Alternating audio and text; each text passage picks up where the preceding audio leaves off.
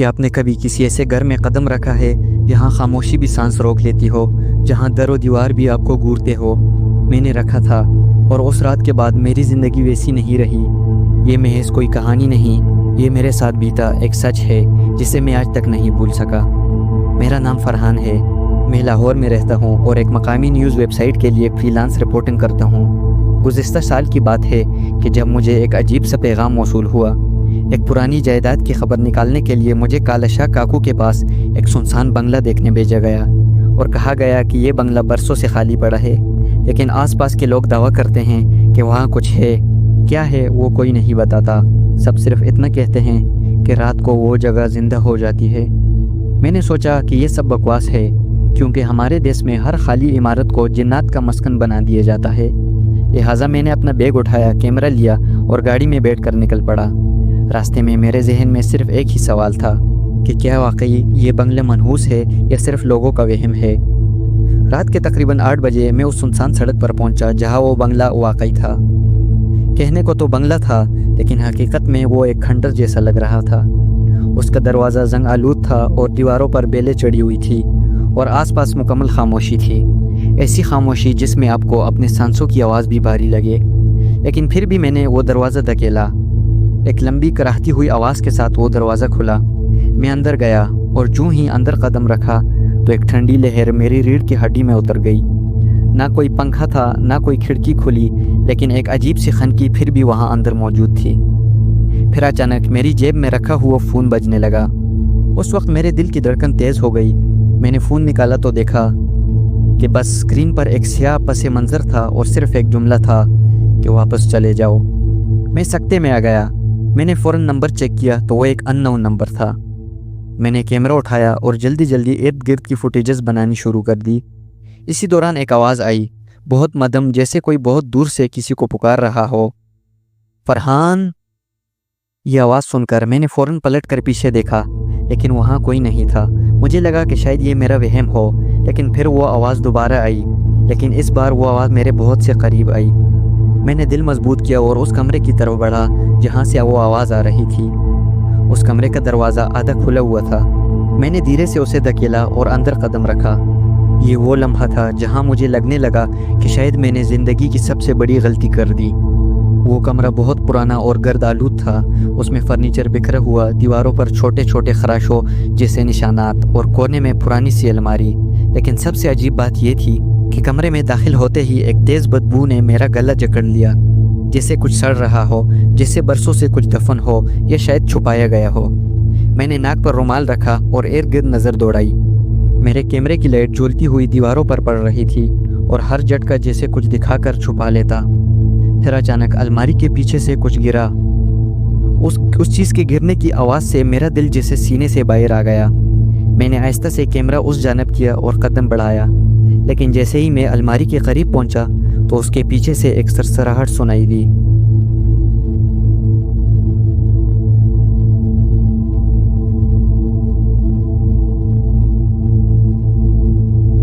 اب میں خوفزدہ ہونے لگا تھا، لیکن تجسس مجھے آگے کھینچ رہا تھا۔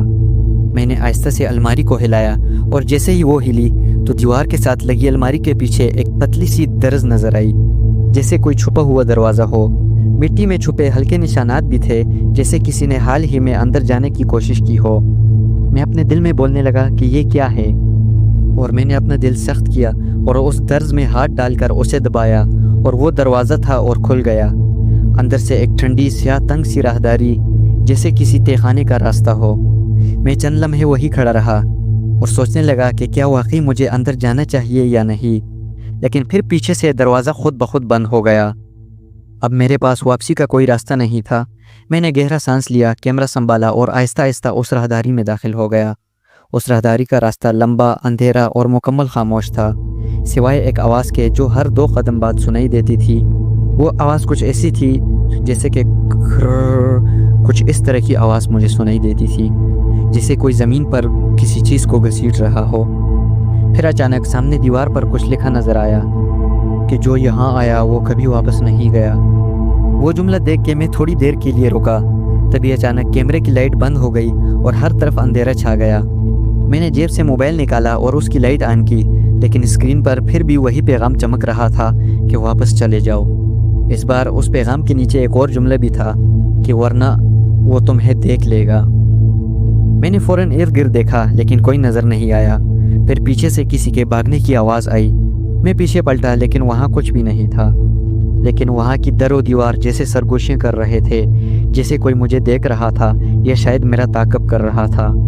राहदारी के आखिर में एक जंग आलूद दरवाज़ा था। उस पर ताला नहीं था, सिर्फ एक पुराना कुंडा लगा हुआ था, जैसे किसी ने दरवाज़ा बंद किया हो। मैंने दूर से मोबाइल की रोशनी में देखा तो दरवाजे पर उंगलियों के निशानात थे। बहुत बार किसी ने उसे खोलने की कोशिश की थी या शायद अंदर से बाहर निकलने की कोशिश की थी। ये सब कुछ देखकर मैं झिझक गया और मेरा दिल ज़ोर ज़ोर से धड़कने लगा, लेकिन कुछ तो था जो मुझे उसके अंदर खींच रहा था, जैसे ये सब मेरे लिए हो रहा हो। मैंने वो दरवाज़ा खोला। वो आहिस्ता से चरचराते हुए खुल गया। उसके अंदर एक छोटा सा कमरा था, लेकिन अजीब बात यह थी कि कमरे की दीवारें अंदर से ताज़ा पेंट की हुई लग रही थी। वो सफ़ेद पेंट था, लेकिन कहीं कहीं पर उस पर खून के निशानात जैसे धब्बे थे, और बीच में ज़मीन पर चूने से दायरा बनाया गया था, और दायरे के दरमियान में एक पुरानी मिट्टी में लिपटी लकड़ी की गुड़िया पड़ी थी। वो गुड़िया मुझे देख रही थी और उसकी आंखें हिल रही थी, बहुत मदम अंदाज में, और उसके होंठ जैसे हिल रहे हो। मैं पीछे हटने लगा और पीछे हटते हुए मेरी नज़र दीवार पर पड़ी।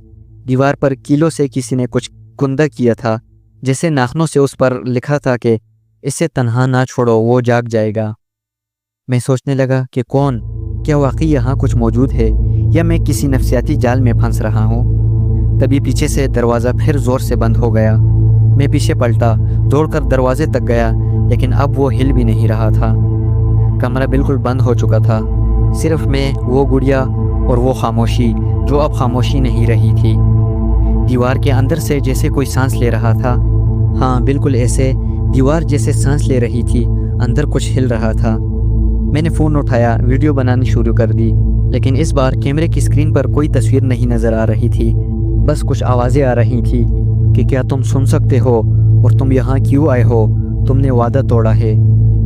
ये सब आवाज़ें सुनकर मैं सकते में आ गया।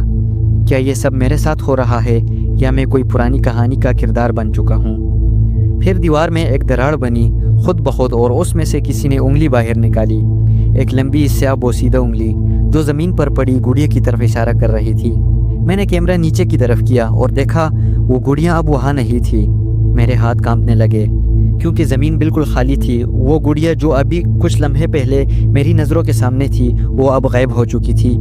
मेरी नज़रें दीवानावार कमरे के हर कोने में दौड़ने लगी। मैं सोचने लगा कि ये मुमकिन कैसे है, मैंने तो उसे अपनी आंखों से यहाँ देखा था।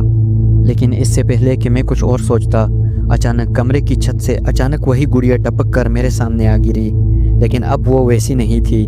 उसके चेहरे पर खून के धब्बे थे, एक आंख गायब और दूसरी आंख में सुर्ख रोशनी, और उसके होंठ वो अब बंद नहीं थे बल्कि खुले हुए थे, जैसे किसी के अल्फाज दोहरा रही हो, और वो अल्फाज कुछ ऐसे थे, तुमने उसे जगा दिया है।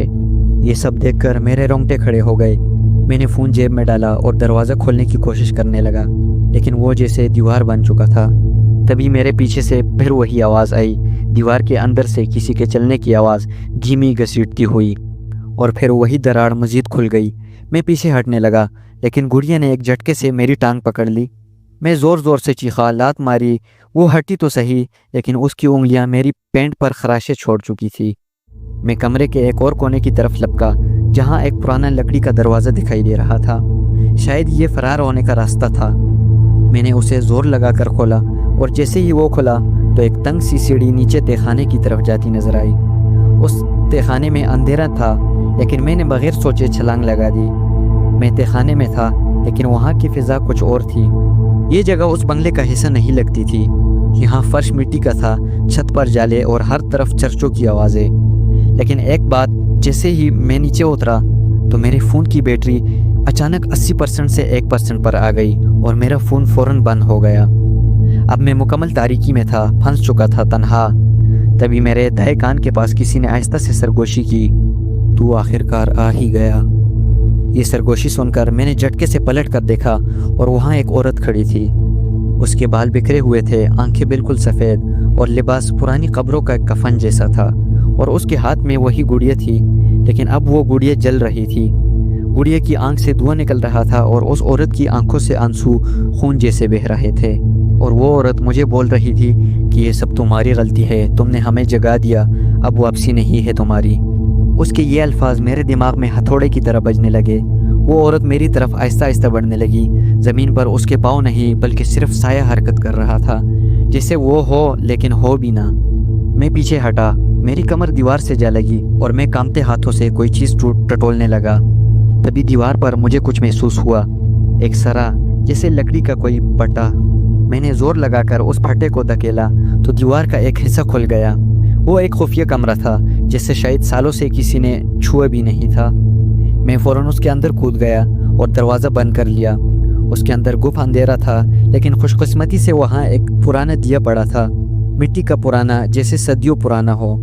मैंने उसे जलाया। रोशनी फैलते ही मैंने कमरे की दीवारों को देखा तो मेरे कदम जमने लगे, क्योंकि वहाँ हर तरफ तस्वीरें थी और वो तस्वीरें किसी और की नहीं, मेरे अपनी, यानी कि मेरे चेहरे की तस्वीरें थी।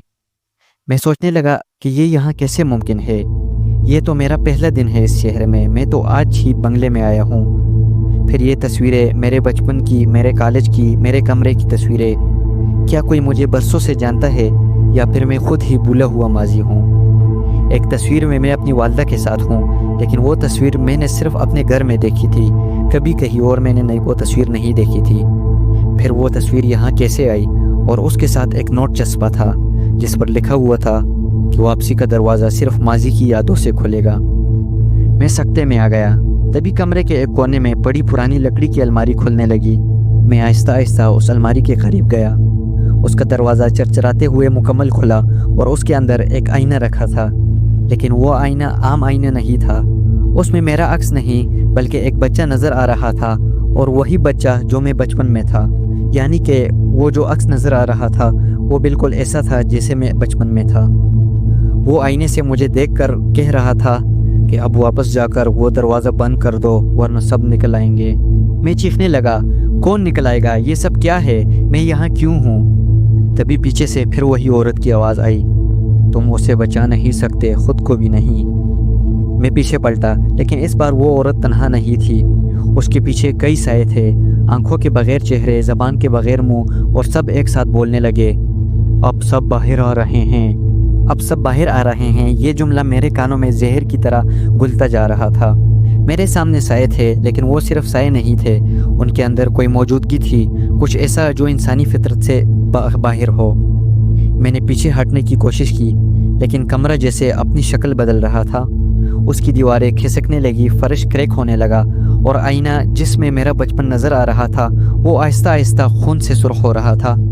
तभी अचानक आईने से वो बच्चा बाहर निकल आया, लेकिन उसकी आंखों में एक अजीब सी अपनायत थी, और वो मुझे बोलने लगा कि ये सब तुम्हारी वजह से हुआ है, तुमने वो किताब खोली थी जो नहीं खोलनी चाहिए थी। मैं चिल्लाया, कौन सी किताब? वो बच्चा मेरे हाथ में कुछ रखने लगा, एक पुरानी चमड़े की जिल्द वाली किताब जिस पर खून से लिखा था कि दरवाजे के पीछे क्या है मत देखो। मैंने उसे बोला, ये क्या है? वो बोला, ये उन्हें काबू में रखने का वाहिद तरीका है, अगर तुमने इसे बंद ना किया तो वो सब निकल आएंगे और सिर्फ तुम्हें नहीं बल्कि सबको ले जाएंगे। फिर अचानक कमरे की छत फटने लगी और ऊपर से वही औरत उतरी, लेकिन अब उसका जिस्म बदल चुका था।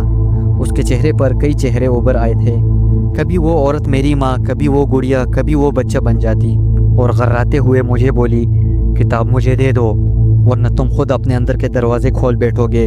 मेरे हाथ कांपने लगे और मेरी सांसें फूलने लगी, और फिर वो दरवाज़ा जिससे मैं अंदर आया था वो एक धड़ाम से अचानक खुल गया, और उसके बाहर एक सुरंग थी, एक तंग अंधेरी सुरंग, और वहाँ से किसी के चलने की आवाज़ आ रही थी।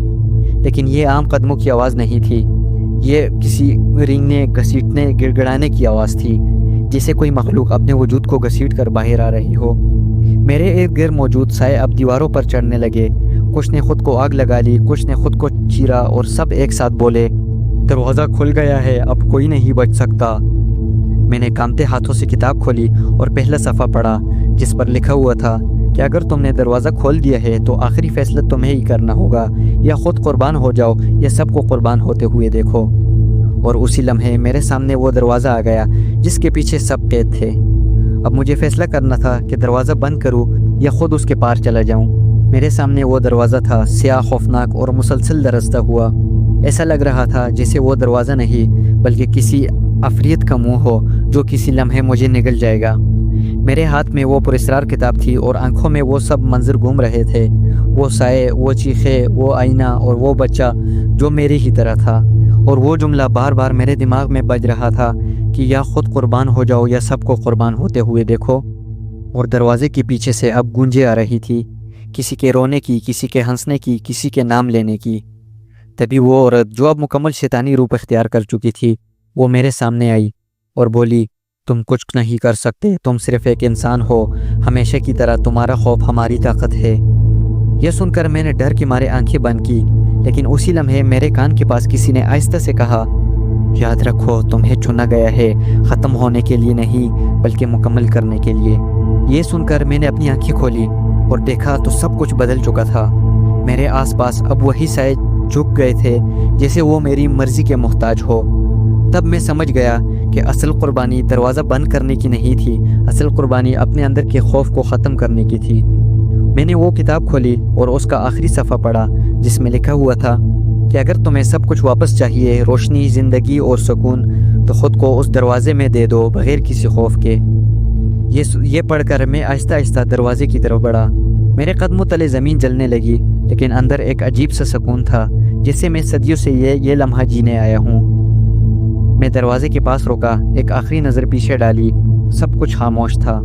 میں نے وہ دروازہ کھولا اور روشنی کی ایک زوردار لہر نے سب کچھ گھیر لیا، اور تبھی پتہ نہیں اچانک میں بے ہوش ہو گیا یا کیا ہوا، اور جب میں نے ہوش میں آنکھیں کھولی تو میں نے خود کو ایک اسپتال میں پایا۔ میرے ساتھ ایک نرس کھڑی تھی اور وہ بولی، آپ کو 3 دن پہلے ایک سنسان بنگلے کے قریب بے ہوش پایا گیا تھا، اور پولیس کہتی ہے کہ وہاں کوئی نہیں رہتا پچھلے 50 سالوں سے۔ میں خاموش رہا اور نرس نے پھر مجھ سے پوچھا، کیا آپ کو کچھ یاد ہے؟